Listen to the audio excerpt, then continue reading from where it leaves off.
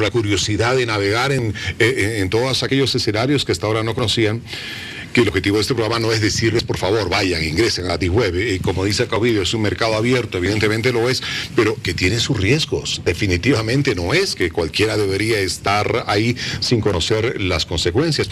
¿Tú coincides que precisamente la Deep Web, Andrés, es como un mercado abierto en el que evidentemente se puede acceder y encontrar uno todo lo que desee, bueno, siempre con algunos grados de ilegalidad, ¿no es cierto? Y de prohibiciones que evidentemente en el mundo abierto del Internet están, pero ¿coincides también en que esto tiene sus consecuencias? Coincido en dos cosas. Primero, en la desinformación, que al igual que Internet no todo es cierto, no todo es falso, las fuentes son dudosas en la mayoría de los casos.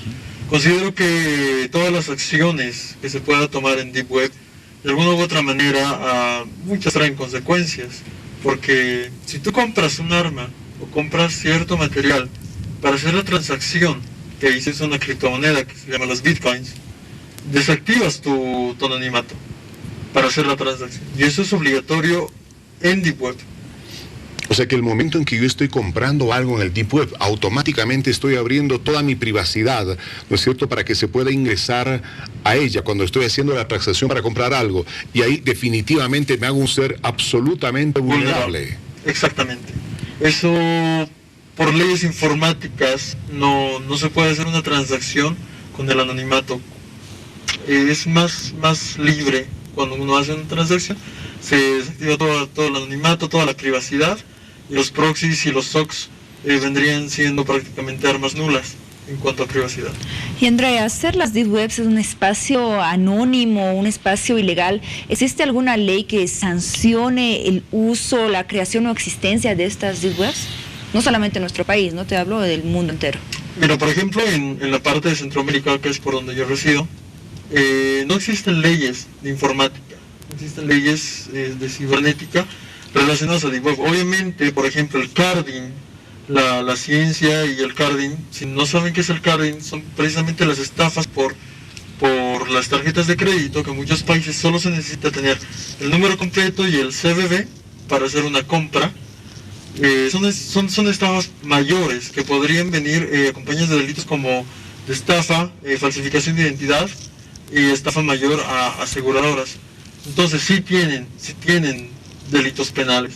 Ingresar a Deep Web, por ejemplo, en América no es ilegal. En China, en Corea del Norte, en Corea del Sur y Japón sí es ilegal. Entonces, en Bolivia tampoco es ilegal. Todavía no está regulada, porque evidentemente tenemos alguas ausencias legales. Según sus leyes, no tienen ninguna ley de informática.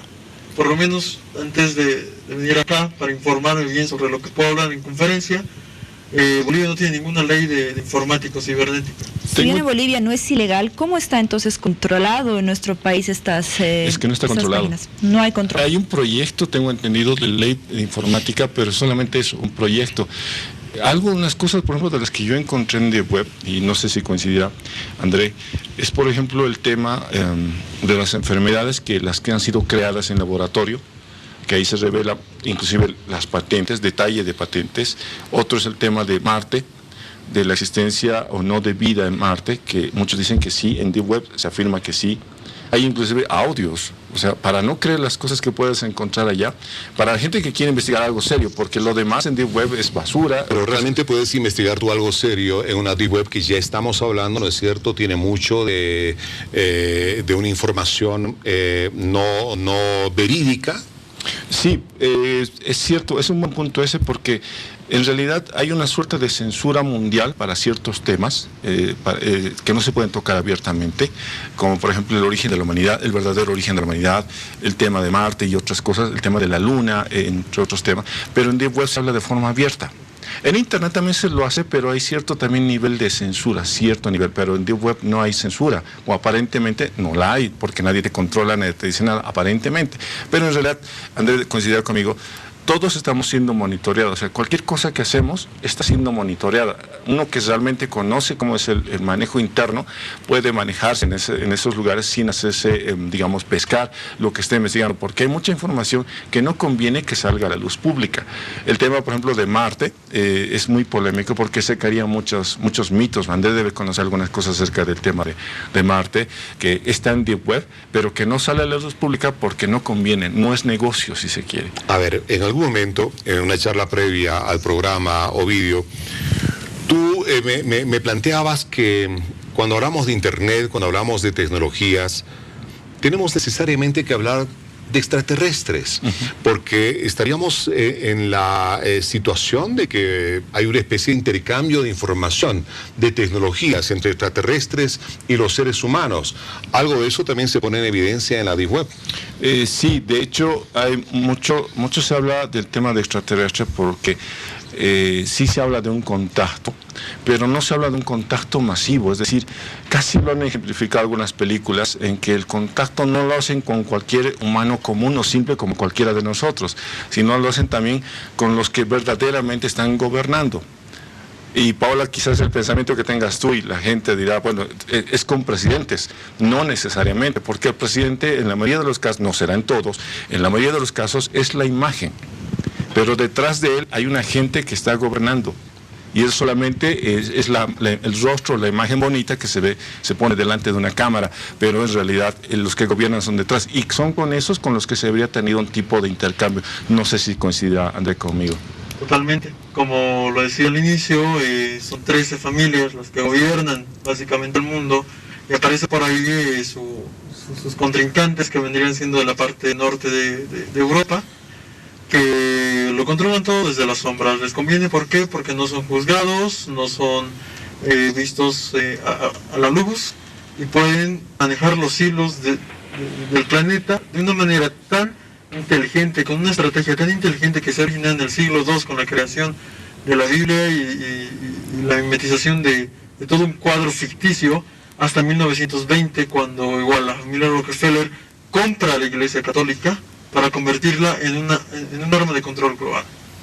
Estos podrían ser también los motivos por los cuales estas páginas que son ilegales y tienen tanto contenido peligroso no se van a llegar a eliminar. Como te dije, estos servidores, vamos a llamar servidores, porque páginas no contienen ese tipo de información. Es muy complicado encontrar ese tipo de información en Tor o en Freenet, pero sí se la puede encontrar en servidores especiales, como los CLOS, como los Loki. Hace un momento tú hablabas respecto de 13 familias que prácticamente manejan el mundo a como les place, porque bueno, tienen todas las posibilidades económicas, las estrategias seguramente muy bien establecidas de control mundial, las relaciones estratégicas que corresponden con los diferentes gobiernos, estados, qué sé yo. Debemos entender que esas 13 familias de alguna manera nos crean los diferentes escenarios de comunicación a través de los cuales interactuamos y a través de los cuales esas familias rescatan toda la información que necesitan para mantenernos bien encarriladitos por el lugar por donde quieren que vayamos. Exactamente, más que recaudar esa información, ellos lo que hacen es hacer planes estratégicos. Lo simulo mucho con un tablero de ajedrez. La población mueve los peones y ellos mueven las piezas fuertes.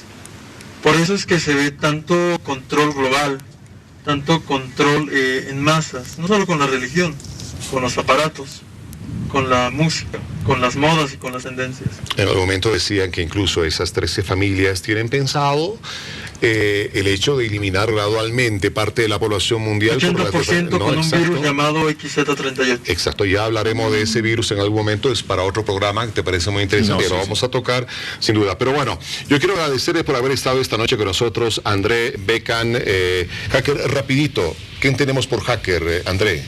Un hacker es una persona que está involucrado en sistemas, está involucrado en redes. Existen 3 tipos de hackers: los hackers de sombrero blanco, de sombrero gris y de sombrero negro. Repito, lo explico: los hackers de sombrero blanco son los hackers que actúan por el bien de la sociedad. Los grises son los que se pueden pasar entre los de sombrero negro y los de sombrero blanco, actuando como mercenarios. Y los hackers de sombrero negro son los que actuamos por propio interés y por propio beneficio. ¿Tú eres un blanco, gris o negro? Negro. Sí. Sí, bueno, Muy bien. vale. Ok, muchas gracias, André, por estar con nosotros en cualquier momento. Gracias a Estaremos ustedes. invitándote nuevamente para tratar más contenido de Andrés. esto. Muchas Muchas gracias. Gracias.